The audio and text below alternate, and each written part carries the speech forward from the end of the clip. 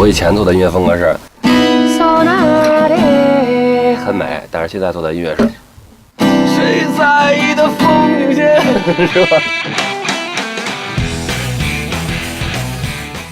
我叫梁宇，老北京人。我小时候开班会，然后有的人就说我以后长大了要当警察，我以后长大了以后要当护士，然后但是我那会儿就说我以后要当一名音乐人嘛，这是我小时候的梦想，就一直坚持到现在。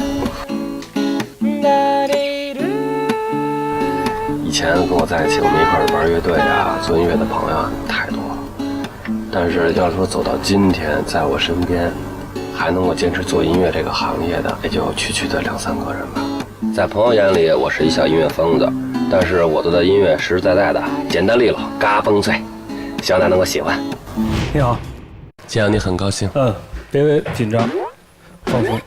这个在当比赛，名字叫纯白。纯白，来。一个人的天到底能有多蓝？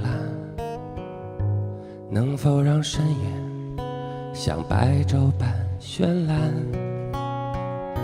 我很想飞，可我没有翅膀，靠双脚行走，能否走到天堂？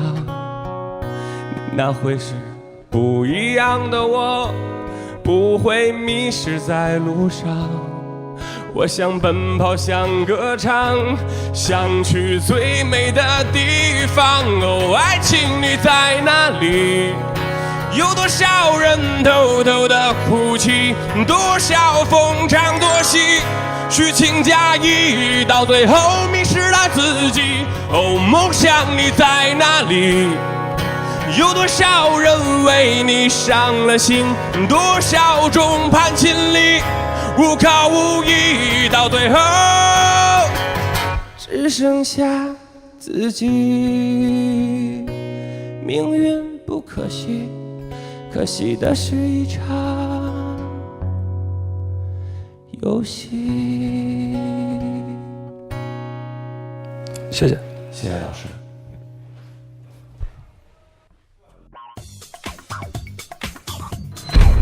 哎，怎么样？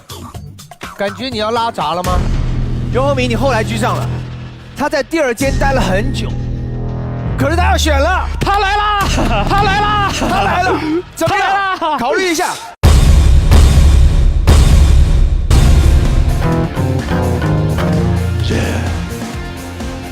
老婆，我有预感他会选我，就是因为这是一首很感性的作品，他选中我是我意料之中的。